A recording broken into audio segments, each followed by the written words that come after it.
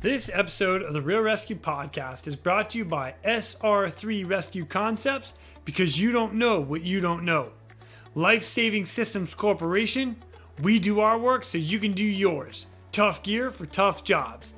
Breeze Eastern, the world's only dedicated hoist and winch provider. And Hilo Vodka, simply better vodka. SR3 Rescue Concepts is a training company that can help you with your helicopter training, a standardization and safety check, or maybe just an audit or an FAA refresher. They're ready to bring your agency up to date with current techniques, rules, regulations, and equipment. The training staff is amazing, with certified and flight instructor pilots, experienced crew members, which I'm happy to say that I get to be one of them. They offer training in rescue, medical, tactical, firefighting, ground operations, and night vision goggle use. SR3 has partnered with Petzl to assist with the PPE inspection course and the highly specific Lazard, which is used in helicopter cliff and mountain rescues. SR3 goes above and beyond the helicopter world too. They also provide high-angle rescue training and tactical medicine training. Contact them today at sr3rescueconcepts.com. That's sr3rescueconcepts.com. And follow them on Instagram at sr3_rescue. That's sr3_rescue. We're also brought to you by Life Saving System Corporation. They manufacture the world's toughest helicopter rescue gear.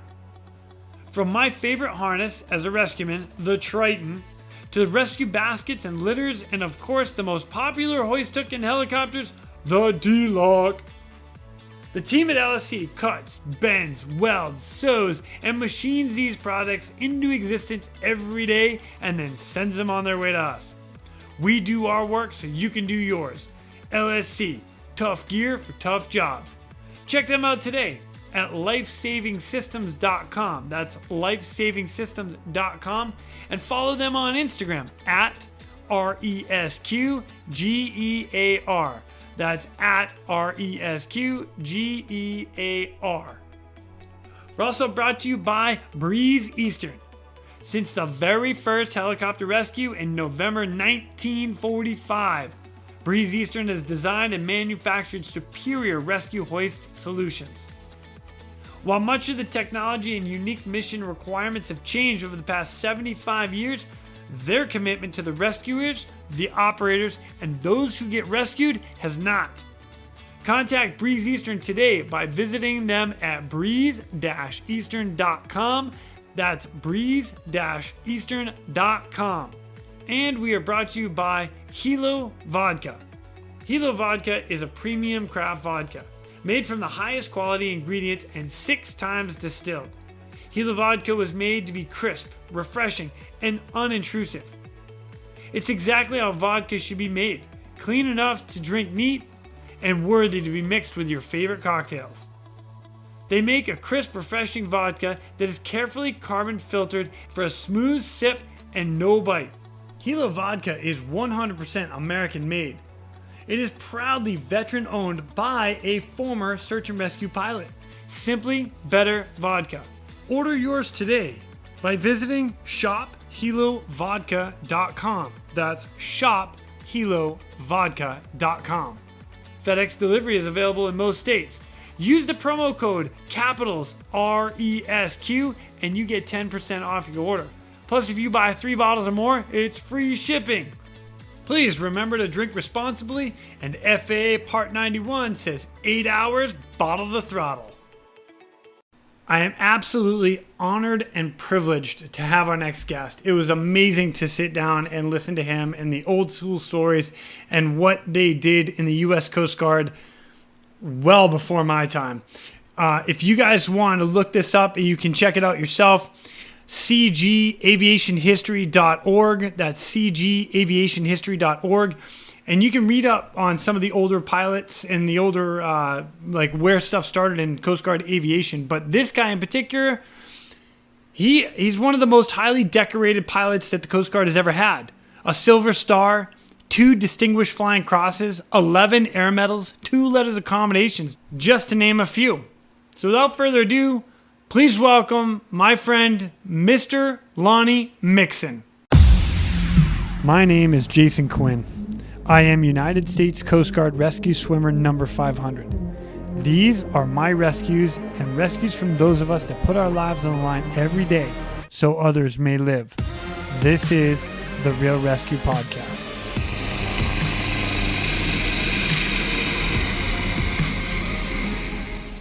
Ladies and gentlemen, welcome back to the Real ResQ Podcast. Today, I have with me an amazing guest. I am beyond excited, super privileged, super honored, super humbled to have this man with me, Mr. Lonnie Mixon. He is a Coast Guard pilot, like from back in the day. He paved the way. How are you, sir? I'm doing fine, Jason. Thanks. Very good. Very good. Mr. Mixon, if you could be so kind as just introduce yourself to everybody out there and just tell them a little bit who you are and where you are, a little bit of your career, so we get a good feel about really who you are. Okay. Well, started out, I was born in Mobile, Alabama in January 1933. Went to McGill Institute High School, Catholic school for boys in Mobile. And after graduating in 1951, I started to Spring Hill College.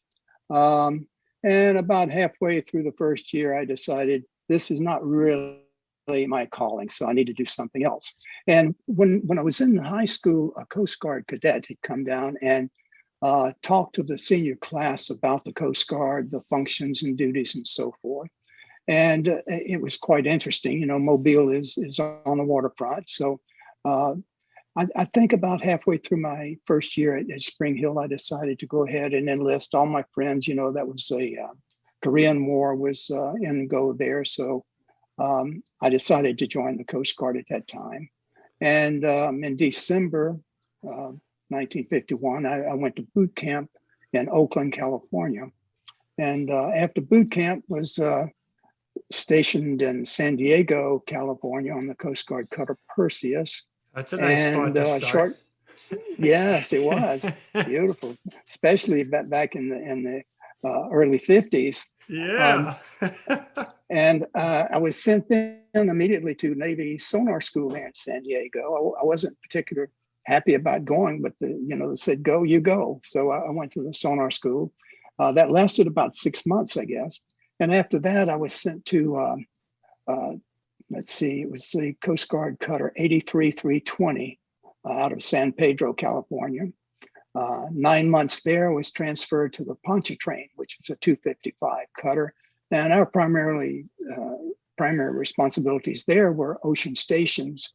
That was halfway between the States and Hawaii, where we would act as a nav aid to all aircraft flying back and forth and weather balloons and so forth. I got out after my 3-year tour. As a matter of fact, at that point in time, I advanced to first class sonarman.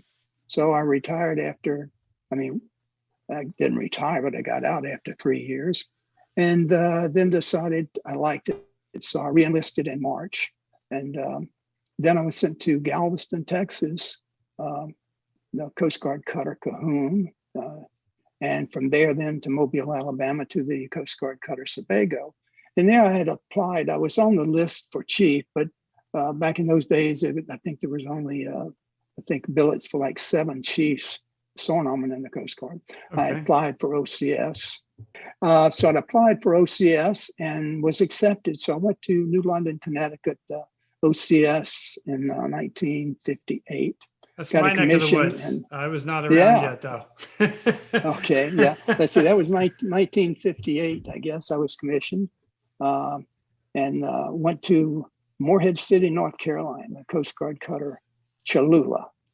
And it was there after a year, I was a deck officer there. And after about a year and a half, we were out off of Cape Hatteras, heavy seas and everything, and searching.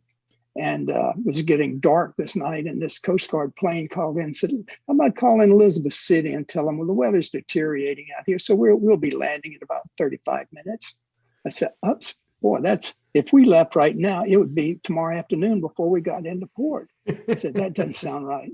So I applied for flight training, and Smart luckily move, sir. I was yes. So I was selected for flight training and went to Pensacola in 1960. Got my wings at Corpus Christi in 1961, Coast Guard Aviator 857, and was stationed in Hoorah. Brooklyn, New York. Getting Nice. back up in your area there. Yeah. Yeah. And after Brooklyn, of course, the Cuban Missile Crisis was going on down in Florida, and I was transferred to Miami in the beginning of 1963. There was flying the Albatross, which is a beautiful airplane. Loved that. And Dennis was sent back to the Navy helicopter training at Ellison Field in Pensacola. Now I was flying helicopters and fixed wing, and that was a great thing down in Miami at that time. You flew both. And that was before the helicopters. We only had to have one pilot. We didn't have to have a second. Of course, we didn't have enough pilots. Yes. I remember, Hey, when you don't have enough, you just stop it with one. That's fine. One, that's right. And of course, that was very interesting and fun flying down there, flying off the water, Key Biscayne, the old Albatross, the seaplane. That was great. Nice. And then, let's see, I guess 1966, I was ordered from there to Detroit, Michigan. There were, I think, 10 pilots and like 29, I think, air crewmen to set up and start a new air station at Detroit. They hadn't started the hangar or anything yet when we got up there. We got there in the spring of 66, and we were operating out of the end of a Air Force supply hangar they had let us use. So we put some petitions in there, and we had the CO's office, XO's office, and I was the operations officer at that time. And the only thing we had a teletype that was connected to all of the units there in headquarters, which was in Cleveland. We had a weather facsimile machine and a telephone. That was the extent of our operations nerve center. Man, things have really changed. I'll tell you what. Yeah, that's right. Of course, in those days, we didn't have weather radars we have now, and we didn't have GPS, and we didn't have great guys like you to go with us when we went out on a mission. Oh, thank you, sir. I appreciate that. Essentially, that was it. Let me see. We got, of course, Coast Guard asked they were going to have an exchange program with the Air Force, wanted 3 helicopter pilots. And I'm sorry, they only wanted 3? At the time, yeah. Okay. 3 to start out. There were only 3. Okay. Had 3 helicopter pilots and I think 3 fixed wing pilots in the beginning. The first transition, the first swap. I had volunteered for that and luckily was selected. And then I went from there to the Air Force and served with them a year or so. And we'll get to that a little later on when we get back to that. But essentially, I guess that's it, Jason, pretty much. I guess actually, of course, like I say, flying in Miami was just great all the time. We picked up so many Cuban refugees that were, floating up the Gulf Stream and were isolated on some of the Bahamian islands that we were able to pick up. It was very gratifying there. Yeah. But I guess the first real hair-raising rescue I had was in Detroit. It was the Nordmeer. So I believe, wait a minute, I don't mean to cut you off, sir, but the Nordmeer, is that correct? Nordmeer? Yes. You got an award for this one. Right, yes. And if you don't mind, I would, being that this is the first one you really remember, I'd like to read this for everybody, and then really we'll go back into the story and you can kind of run us through what happened. Is that cool? Sure. All right. So, citation to accompany the award of the Distinguished Flying Cross to Lieutenant Lonnie L. Mixon, United States Coast Guard. For meritorious achievement while participating in aerial flight on afternoon of November 29th, 1966, as pilot of a Coast Guard helicopter engaged in the transfer of 8 crewmen from the grounded West German motor vessel Nordmeer to the Coast Guard cutter Mackinac, Lieutenant Mixon successfully navigated the helicopter 150 miles through heavy snow, turbulence, and gale force winds only 300 feet above the terrain with low ceilings and icing conditions. The final 80 miles of the route was flown in nearly continuous snow at 200 feet over Lake Huron, using the shoreline for navigation. After approximately 2.5 hours of low-level flying, the Nordmeer was located grounded by Thunder Bay Shoal on Lake Huron, and communications established with the crew, who advised they were stranded and on the foredeck with no power, no heat, and desired immediate removal. Lieutenant Mixon expertly maneuvered the helicopter and within 22 minutes accomplished the hoist of the 8 crew members from the Nordmeer to icy, heavy deck of the Coast Guard cutter Mackinac. Minutes after the operation was complete, the Normandy broke athwartships and her deck became awash. Lieutenant Mixon displayed expert airmanship and dauntless valor throughout the perilous rescue missions. His skill, courage, and judgment and unwilling devotion to duty reflect the highest credits upon himself and the United States Coast Guard. Man, that is an awesome, awesome story. And the greatest part about this story in particular is you only have a hoist operator in the back. You don't have a guy on deck. No, that's right. David Knotts was a third-class aviation machinist. He was the crew chief and the hoist operator. There were 3 of us. Jack Reddicher was a co-pilot. And that pretty much tells the story. But this is quite unique, I think, Jason, in the fact that in Detroit, I had been listening or reading all day about what was going on the teletype, because when the Nordmeer had gotten there early that morning to try to take the people off, the seas were so heavy they could not lower a boat. They tried to float a raft across. They couldn't do it because of the 20-foot seas and so forth. And that was in Detroit, Traverse City's area of responsibility. So they were directed to send a helicopter. So Traverse City said the weather's so bad they could not launch. So I sat there, this was noonish or so, I guess, on this Tuesday, and watching everything transpire. And at the time at Detroit there, the ceiling, I guess, was maybe 400 feet or something like that, and half a mile, quarter of a mile visibility. So I told the captain, I said, Captain, maybe we ought to try if we can go from the south and get in there. He's the Captain Jim Swanson at the time, said, okay, we'll contact the district in Cleveland and see what they have to say. So I called them and told them what we thought. And they sent a message back saying, launch at your discretion. So wow, we nice. Launched. And then about halfway there, like I say, Jack Reddicher was co-pilot. And about halfway up there, Jack was saying, we really ought to land, I think, and check and see if we're taking any ice. And I said, well, no, snow was built up on the windscreen and so forth. But then, no, it's not taking any more power than normal. We're maintaining altitude and airspeed. So I think we're doing okay. We'll just keep going. You just keep a close watch on the power. If it looks like I'm using more power to maintain, just let me know. Okay. So we got on up then and up to Saginaw Point. And I said, okay, this is our point we were down to 200 feet now over the water, and about an eighth of a mile visibility.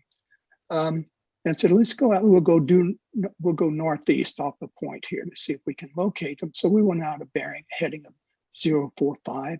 I said, okay, Jack, mark the time and we'll go out about 20 minutes. When we get to 20 minutes, we haven't seen them, we'll turn around and start doing a ladder search back toward Saginaw to find them.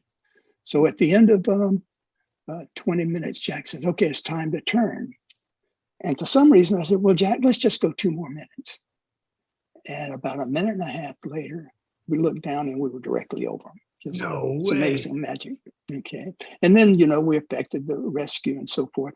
But the matter you talked, the matter of fate. Oh, the other point I was going to make, when we hoisted the first 4, we were getting now pretty low on, thinking about fuel. And so Jack said, well, why don't we take these 4 into Wurtsmith Air Force Base, refuel, and then come back and get the other 4. Well, the weather's going to be worse. And it's going to be night. We can't.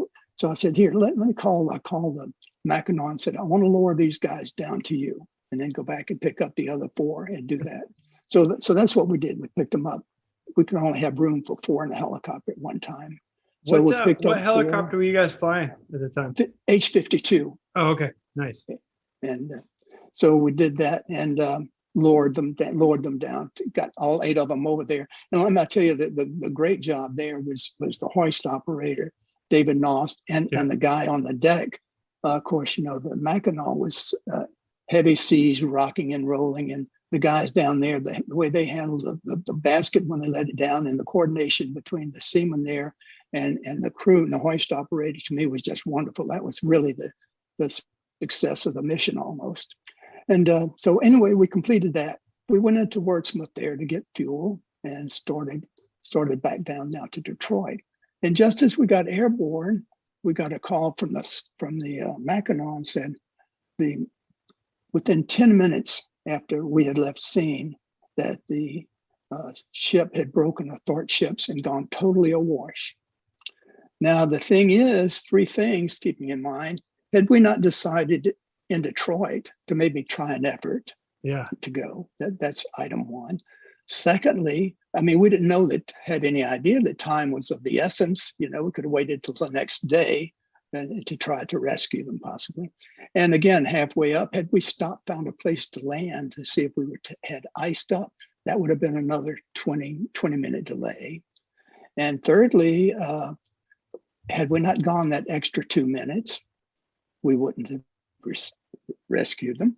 And the other thing, had we left with the first the first 4 and gone into Wordsmouth, the remaining 4 would have been on the ship when it broke athwartships. So to me, that was really a fateful mission there. So many variables. Wow! But that makes that one memorable. Yeah, I definitely. The fact that you guys were hoisting them off the first boat and then bringing them to the Coast Guard cutter, that's incredible as well. I mean, that's not always normal. So well, it wasn't too bad off the Nordmeer because they were aground, so the ship was pretty stable. So hoisting them there, it was quite easily. It was when we were lowering them down to the Mackinac that was the tough part. Yeah, because you said in the beginning, you had about 20-foot seas. Like, yes, those are big seas, even to hoist down to hoist somebody off a vessel. Now you got to hoist them into the vessel. Holy cow! Yeah, that is incredible. And with we're talking again, 1966. They don't have the hover hold. You guys didn't have all the cool toys we have here. So you're manhandling that aircraft. That's right. A lot of twisting and turning and kicking. That's right. Oh, that is incredible. Well done, sir. Man, that's awesome. Okay. So you actually have another one that was out of Detroit while you were up there, which was an air medal. And if you don't mind, this one actually is pretty cool too. I'd like to read this one. And then right after this, I believe, is when you got deployed. Is that about accurate? Yes. Yeah. This one was, I guess, not too long after the Nordmeer. Point Muley, which is Muley, I think is the way you pronounce it. Anyway, that's down in Lake Erie, and at the bottom of the Detroit River. Anyway, there were hunters down there that were isolated. It was a storm, freezing nights, and they were isolated on a little island down there, and they couldn't get off, and they had called for assistance. And we left out of Detroit, actually Selfridge Air Force Base, it was, and had radar vectors to the head of the Detroit River. And we had to orbit there. It was snowing so badly, couldn't see. So we just orbited there for about 15, 20 minutes until the snow subsided a little bit so I could see enough to follow the river down to get to Lake Erie. And then once we got down there, we were searching and we saw the bonfire that the people had made. Nice. I forgot what the 2 or 3 people, whatever it was. Anyway, we were able to land and get them out of there. And, so you landed right on the island. Yes, a little spit of an island there. Yep. Man, that's awesome. And right here it says, the visibility was limited. Your altitude was 200 feet above the lake, so you're basically running the 200 feet off the deck all the way there. Yeah, once we got down the river, went down the Detroit River, yes. Oh, sir, that is awesome. Again, without all the instruments that we have today, yeah, I mean, you guys flew this stuff. 1966. It's like, for me, I love this. I absolutely love this. Man, good for you guys. Well done, sir. All right, so now from here is when you start to go to the Air Force. Right. Like I said, they had requested volunteers, and Jack Ritticher, who was again my co-pilot on the other mission, I was the ops officer, and he was the assistant ops officer there at Detroit. He had volunteered, and both of us were selected. Two of the three selected for the initial exchange, and Lance Egan, a lieutenant out of he was stationed at Brooklyn, I think. He was the third member of our first group that was selected to go with the Air Force. And we went through different school. We went to transition to the H3.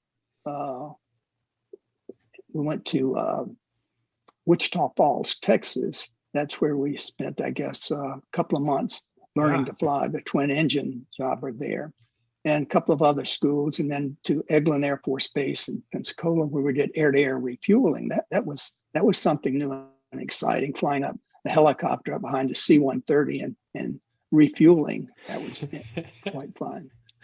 And then let's see, we got to Da Nang Air Base in I guess March of 1968. That was the famous Tut offensive had begun by the North in February of that. So that was our welcome aboard. For everybody that doesn't know, Da Nang was basically the hub in Vietnam for all the Airedales, and that was in South Vietnam was the Da Nang Air Force or Da Nang base. So yeah, actually that was the northernmost Air Force base in the area. Mm-hmm. It was in South Vietnam, though, correct? Like Da Nang was in the north part of South Vietnam, right? Yeah, just as close to the border as they could get without causing issues and taking close to the DMZ. Yeah. Okay. And one other little thing, when we first got there, this young Air Force captain came up to me and says, Lonnie Mixon says, "You don't remember me," but says, "My name is Dickie Yeen." I was a counselor in my senior year at McGill between my junior and senior year.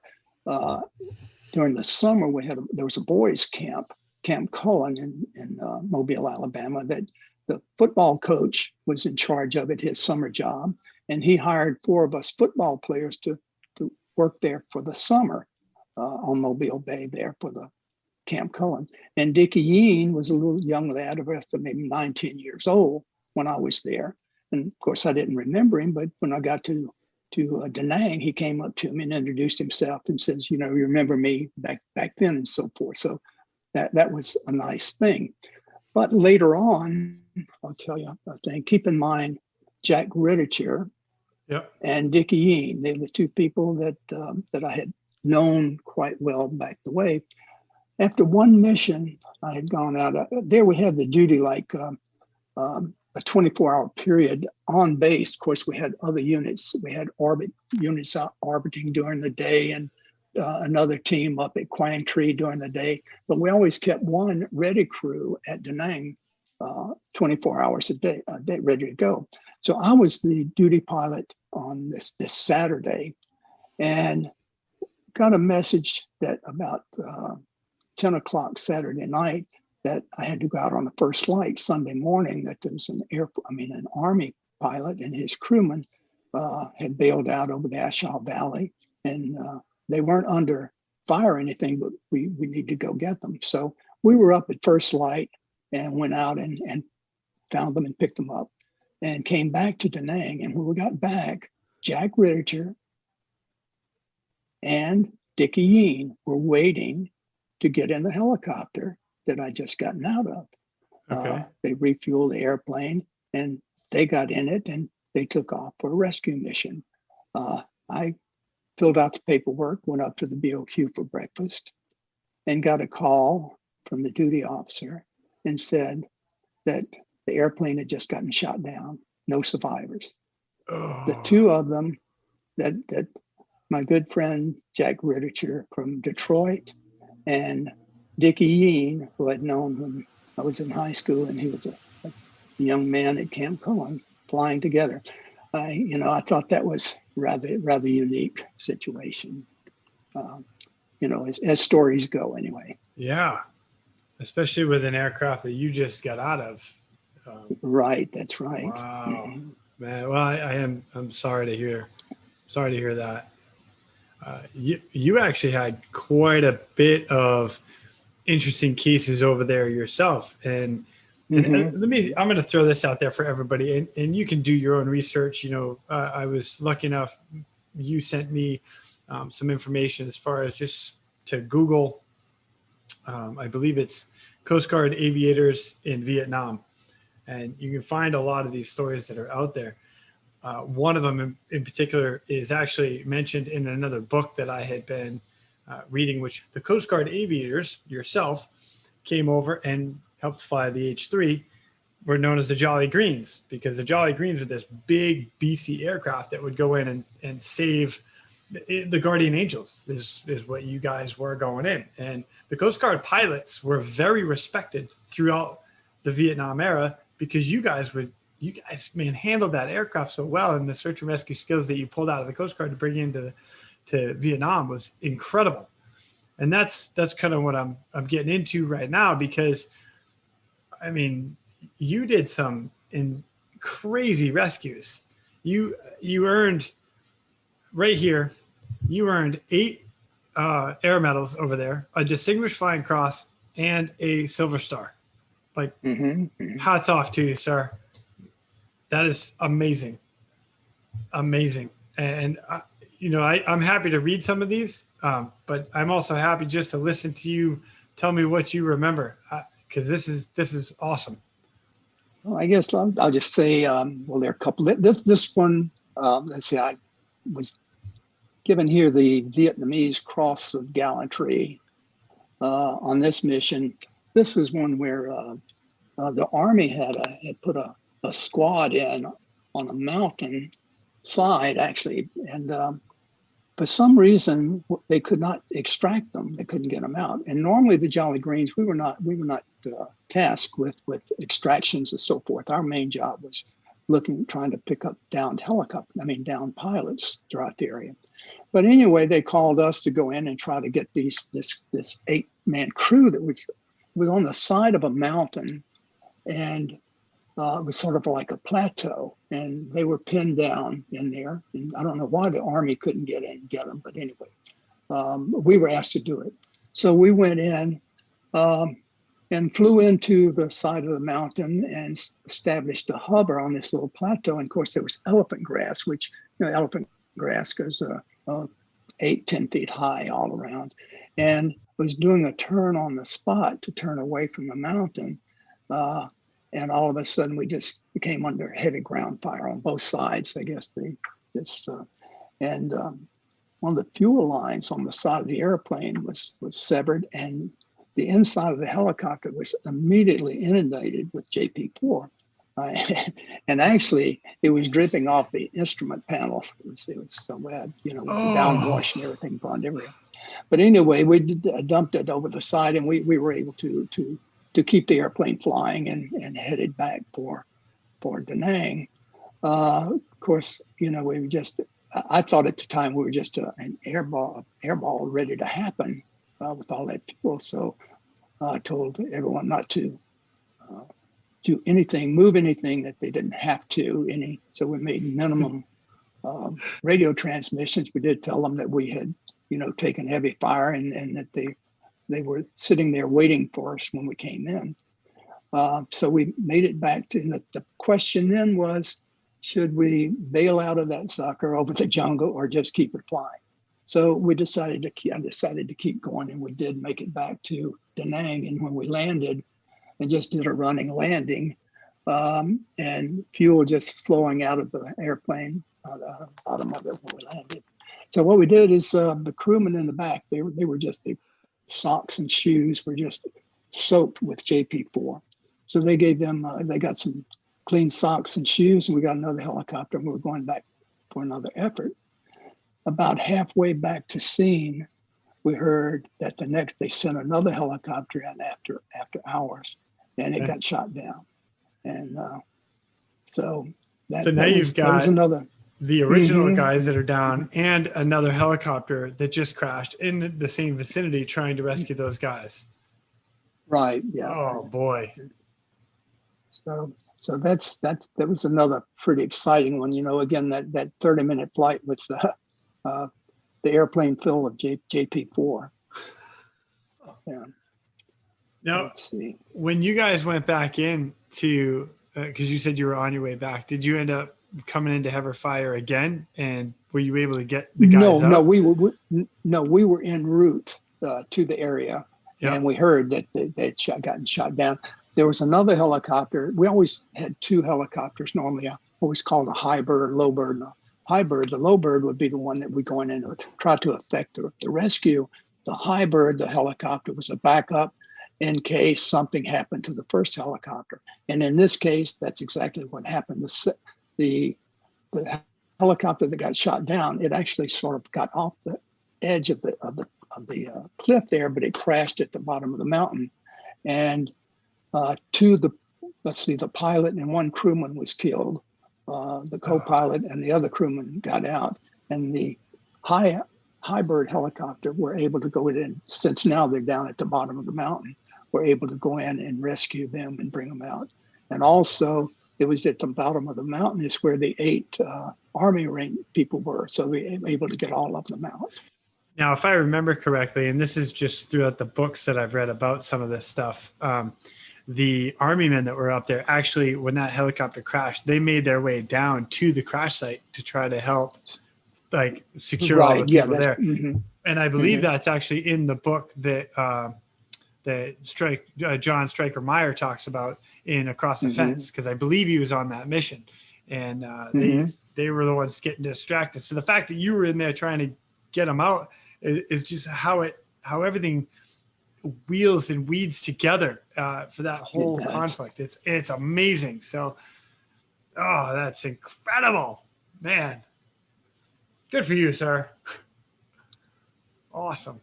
All right, so you had, I'm going to actually touch on 2 more, because like I said, you earned yourself, and I say earned yourself because you were over there, you earned yourself a Distinguished Flying Cross as well, and that was basically, I'd like to read this one because it's actually a really nice write-up, and this was done by the Air Force given to you, and then I'd like to touch on your Silver Star, if that's okay.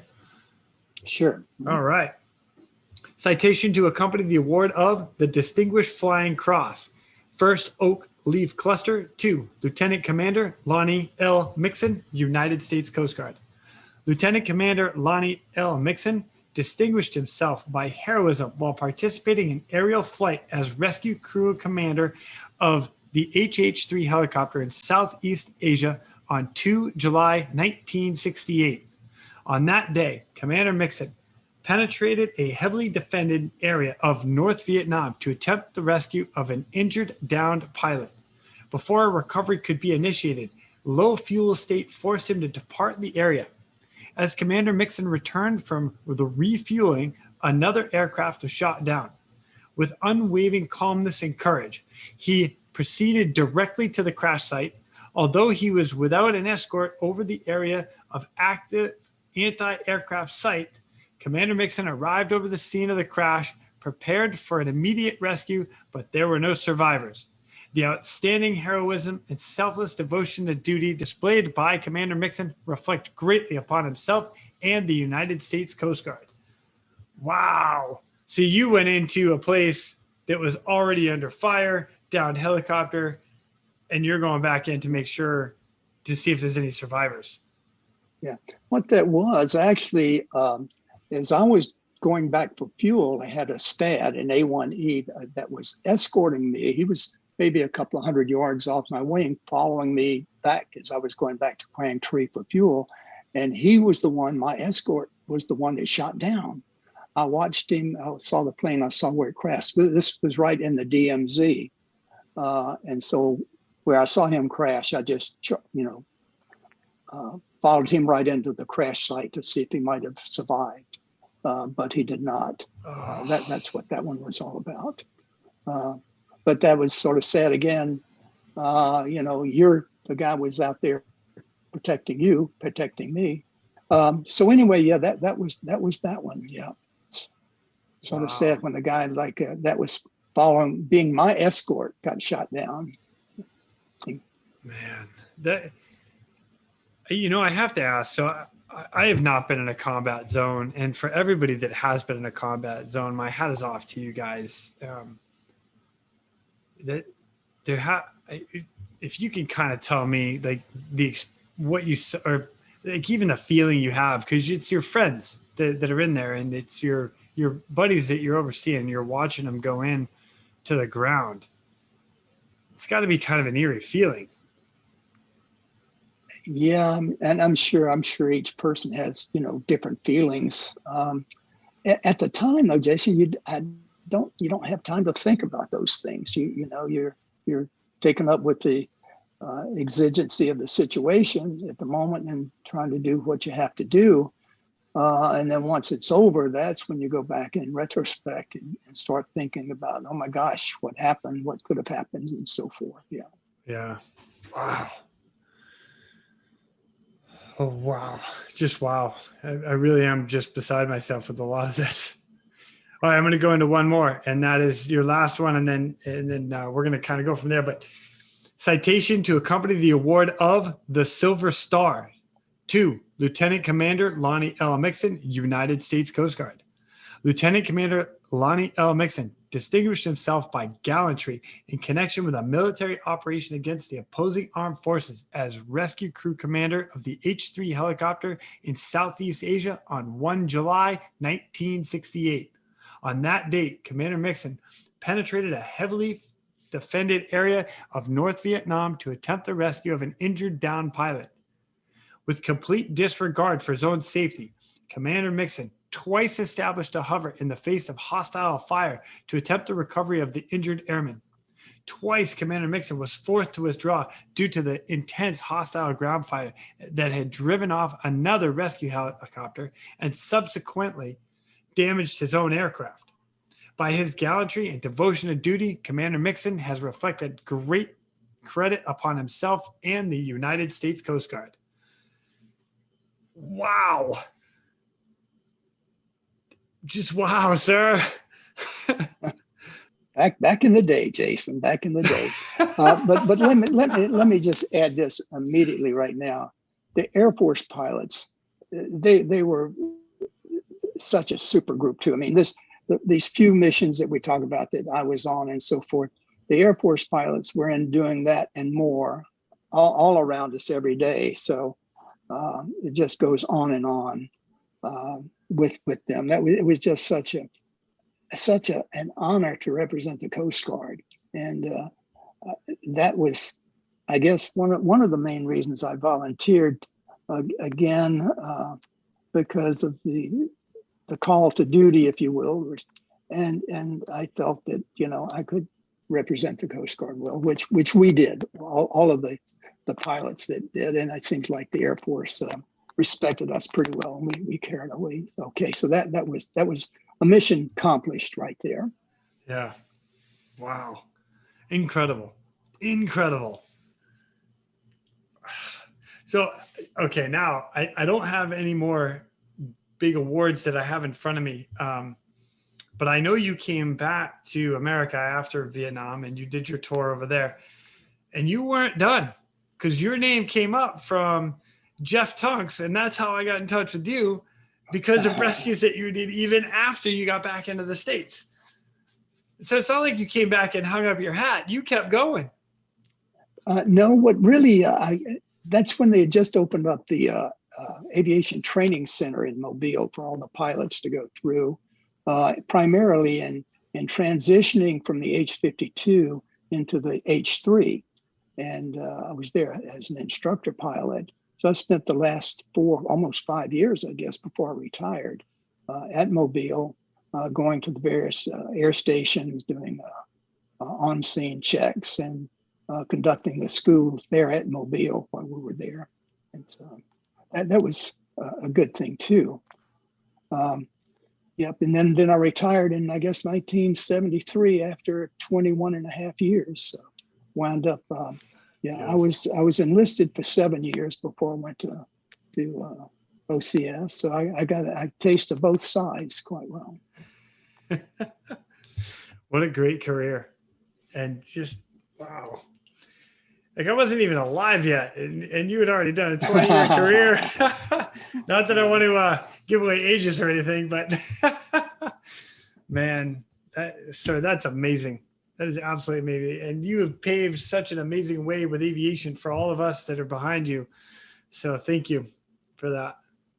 Well, you're quite welcome. It's been a pleasure. And it's a pleasure talking to you and to meeting Mrs. Quinn. My pleasure, Jason.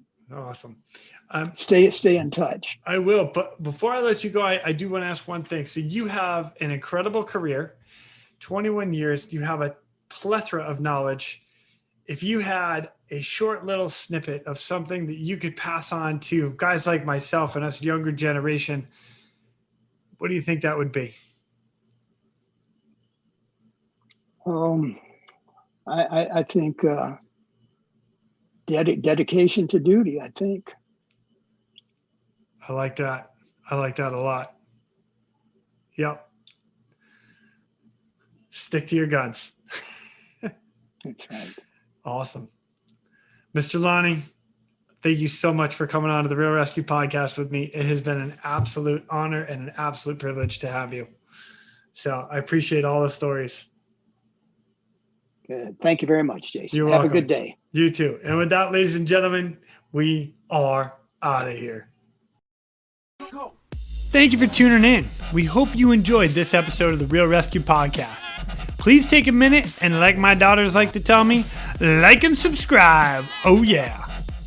I'm pulling chocks and taking off. But before I go, if anyone out there has a rescue story that they would be willing to share, I would be humbled and honored to have you as a guest. Or if you have any questions about any of the rescues or anything else that we talk about here on this podcast, send me an email, therealresq@gmail.com. That's therealresq@gmail.com.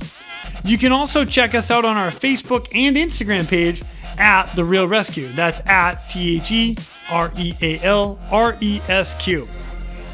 I also want to give a special thank you to all of you staying on the watch today. Always remember that when that SAR alarm goes off, those in distress are praying for a miracle. They are going to get you. Until next time, fly safe and swim hard.